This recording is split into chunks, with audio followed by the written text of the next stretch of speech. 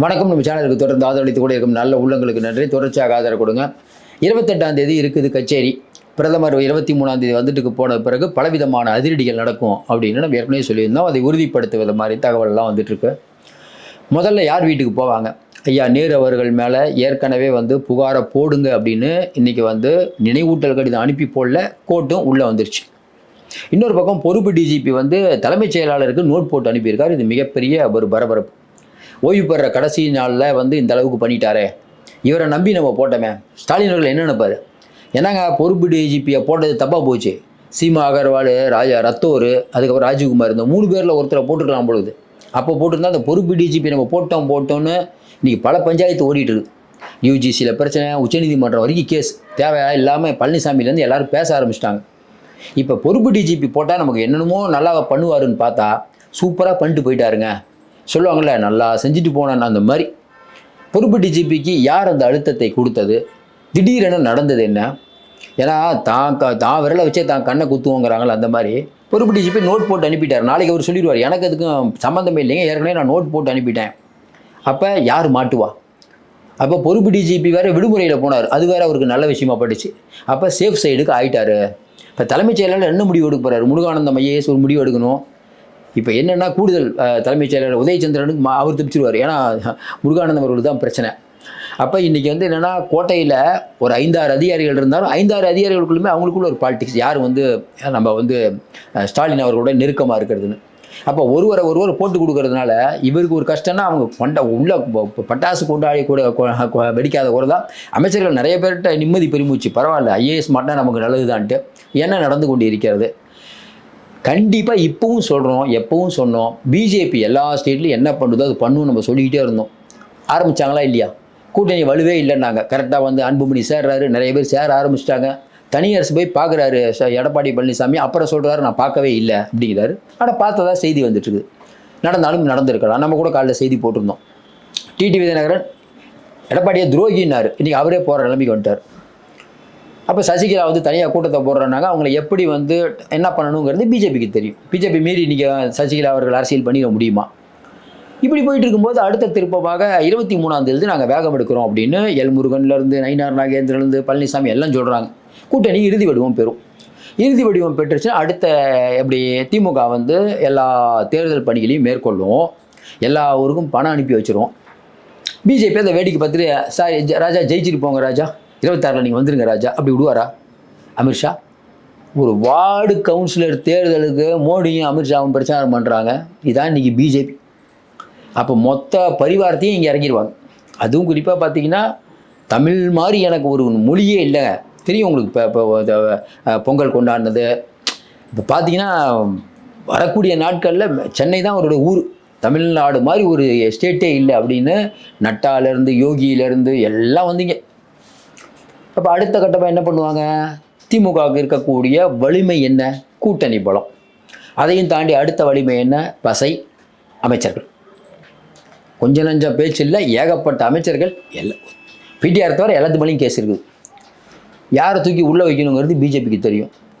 பழனிசாமி வெளிப்படையாக சொன்னார்களா, அது நடைமுறைக்கு வரப்போகிறது. நம்ம தொடர்ந்து சொன்னோம், ஏங்க முன்னாடி கைது பண்ண மாட்டாங்க.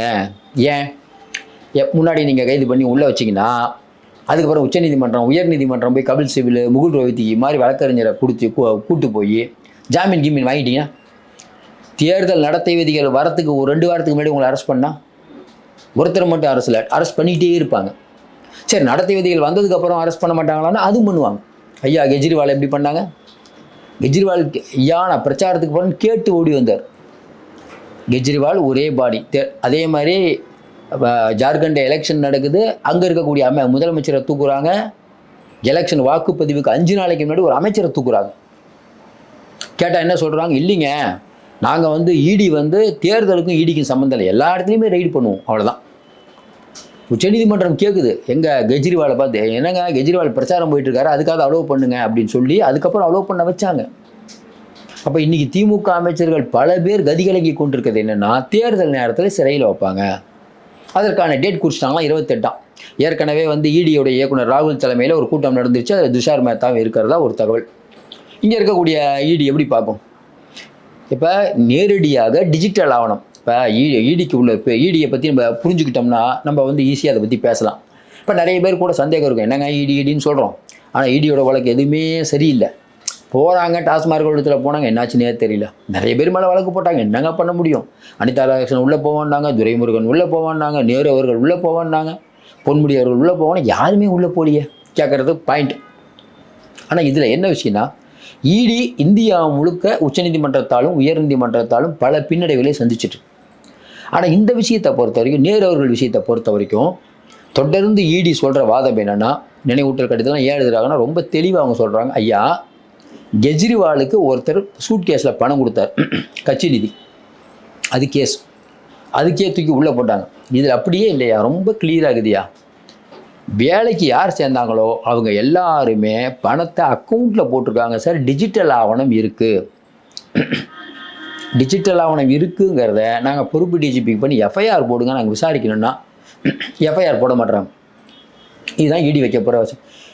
அந்த டிஜிட்டல் ஆவணங்களை பார்த்துட்டு உச்சநீதிமன்றம் கொள்ளடிச்சிருக்காங்க, பட் அதுக்காக நீங்கள் கைது பண்ண முடியாதுங்க, மாநில சுயாட்சி அப்படி சொல்லுமா?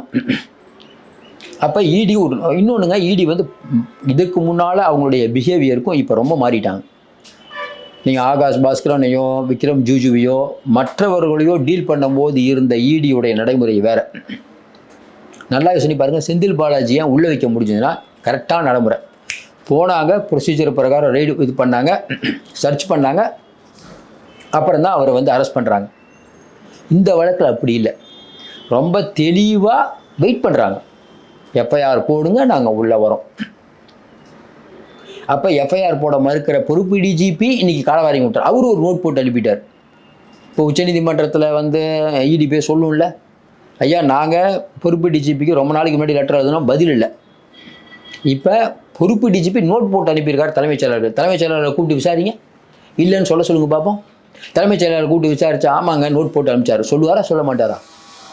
அப்போ நோட் போட்டு அனுப்பிச்சு நீங்கள் என்னங்க நடவடிக்கை எடுத்தீங்கன்னு கேட்டால் என்ன பதில் சொல்லுவார்? தலைமைச் செயலர் என்ன கேட்டிருக்காரு பாருங்கள், இந்த மாதிரி 2 தடவை லெட்டர் கொடுத்துட்டாங்க, இப்போ நம்ம கவர்மெண்ட் என்ன முடிவு எடுக்கணும், இது வரைக்கும் பதில் இல்லை. அப்போ என்னென்னா இவங்க என்ன நினச்சாங்கன்னா காப்பாற்றிடலாம் நினச்சது ஒரு அளவுக்கு மீறி போய் இது எல்லாம் மீறி போயிடுச்சு.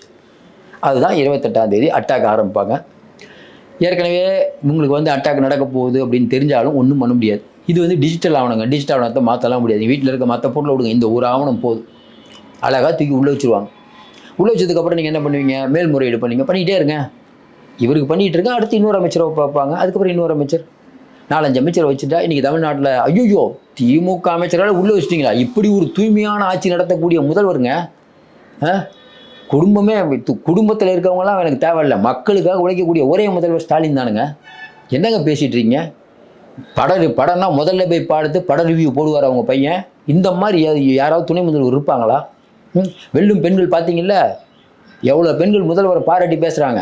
இந்த பக்கம் பார்த்தீங்களா இல்லையா வைபுத் ஸ்டாலின் என்ன ரேஞ்சில் போயிட்டு இருக்குது. அவருடைய இன்ஸ்டாகிராம் பக்கத்தை பார்த்தீங்கன்னா அலற விட்டுட்டு இருக்காரு.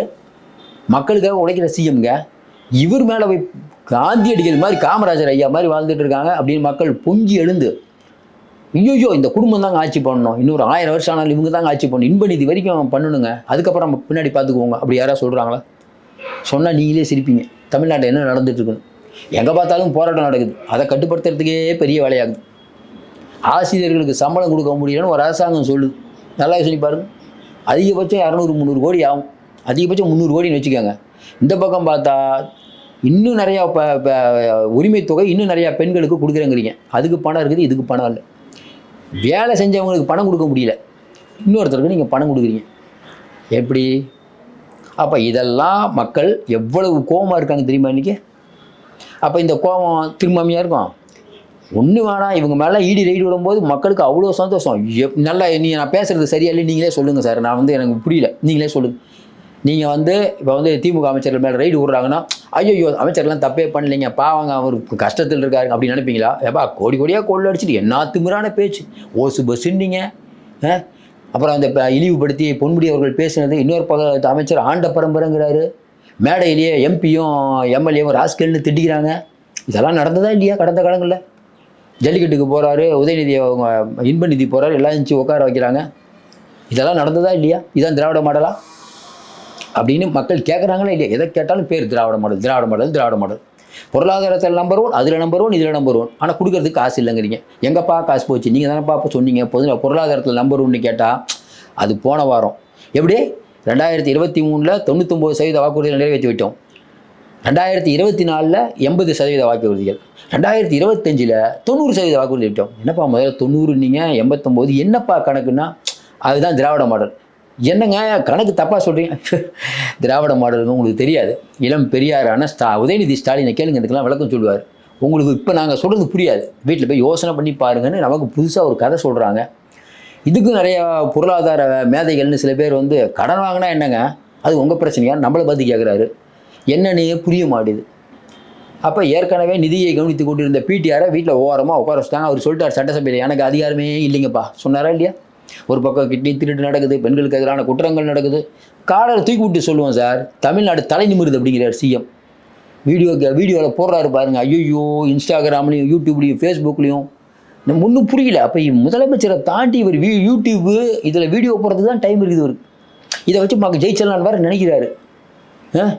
கேட்டால் வந்து என் கேரக்டரையே புரிஞ்சிக்க மாட்டேங்கிறீங்க அது வேறு சொல்கிறாரு. இது சினிமா டைலாக். எல்லாம் போச்சு. அப்போ இன்றைக்கி மக்கள்கிட்ட ஒரு பெரிய கோபம் இருக்குது. இந்த அமைச்சர்களை ஏன் தூக்கி உள்ளே வைக்கலன்னு பிஜேபிக்கு தெரியாமல் இருக்கும். எப்பா உள்ளே வச்சா மக்கள் சந்தோஷமாக இருப்பாங்கப்பா, உள்ளே வைப்பான். ஒரு 5 அமைச்சர்களை உள்ளே வச்சுட்டா யார்ப்பா செலவு பண்ணுறது? நல்லா யோசனை பாருங்க. யாரை வச்சு செலவு பண்ணுவீங்க? ரைட்டு, ஸ்டாலின் தான் வராரு, விடியல் தர போகிறாரு. ரைட்டு, ஸ்டாலின் தான் வருவார், விடியல் தர போகிறாரு. இப்போ நேரு இருந்தால் தானே திருச்சியில் ஓட்டு வாங்கி தருவார். நீங்கள் சொல்கிற அதே வாதம் தான். நீங்கள் என்ன சொன்னீங்க? விஜய் முகத்துக்கு ஓகே, பட் ஆள் இல்லைங்க கிரவுண்டில். அதே தான் உங்களுக்கும். விஜய் கட்சி மாதிரி ஆகிட்டீங்க நீங்கள். அவங்க கட்சிக்காவது ஆளுங்க வெளியில் இருக்காங்க, வேலை செய்வாங்க. உங்களுக்கு உள்ளே இருக்காங்க சார். உள்ளே இருந்துக்கிட்டு நேரு அவருடைய வெளியில் வர ஜாமீனை பார்ப்பாரா? உள்ளே இருந்தால் கூட ஸ்டாலின் கருத்தை வெளிப்படுத்துவோம் நினைப்பாரா? சொல்லுங்கள். அப்போ 28ஆம் தேதியிலேருந்து ஒரு பெரிய ஆட்டம் இருக்கிறதாம். இனிமேல் வந்து திமுக அமைச்சர்கள் வந்து இடி ஆஃபீஸ்க்கு இருக்கக்கூடிய சோர்ஸ் எல்லாம் கேட்டு என்றைக்கு வராங்க, எப்போ வருவாங்கலாம் கேட்குறது இல்லை. எப்படியும் வர போகிறாங்க, மாட்ட போகிறோம், ஒன்றும் பண்ண முடியாது. அப்போ என்ன பண்ணலாம்? இங்கே பேசுகிறத டெல்லியில் பேசுவோம். ஐயா எங்களை தயவுசெய்து விட்டுருங்க, அடித்தாலும் கம்மியாக அடிங்க, என்ன சொல்கிறோமோ கேட்குறோம். இல்லை சார் நீ என்ன தான் பண்ணாலும் சரி, ஸ்டாலின் நான் காட்டி கொடுக்க மாட்டோம். எங்களுக்கு இளம் பெரியாரான உதயநிதி அவர்கள் தான் முதலமைச்சராக வேண்டும் அப்படின்னு நேருவோ பொன்முடியோ சொல்லுவாங்களா? பணம் இருந்தால் பதவி இருந்தால் 10 பேர், பணத்துக்காக 100 பேர், அவ்வளோதான். நல்லா இன்றைக்கி சொல்லுங்கள், எந்த கட்சியிலையாவது கொள்கை தான் எனக்கு முக்கியம். முதல்ல எந்த கட்சி கொள்கை இருக்குது நமக்கு புரியல. கம்யூனிஸ்ட்டுக்கு ஒரு கொள்கை இருக்குது, நம்புகிறோம்.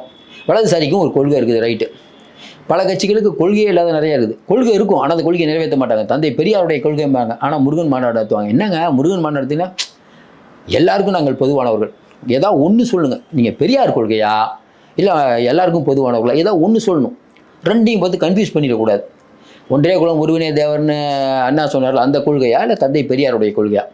அதனால் இன்றைக்கி இருக்கக்கூடிய சூழ்நிலையில் கச்சேரி ஆரம்பித்து விட்டது. நீங்கள் எழுதி வச்சுக்கோங்க, களை கட்டும். நம்ம இப்போவும் தொடர்ந்து இதை சொல்லிட்டு இருந்தோம். நீங்கள் பாருங்கள், 23ஆம் தேதி அப்புறம் தமிழ்நாட்டில் நடக்கக்கூடிய அதிரடியான மாற்றங்களை பார்த்து டெல்லி ஃப்ளைட்டு ஃபுல்லாக போது எழுதி வச்சுக்கோங்க. தொடர்ந்து நிறைய அண்மை தகவலை தந்துட்டு இருக்கோம். ஆதரவு கொடுங்கள். மீண்டும் சந்திப்போம். நன்றி, வணக்கம்.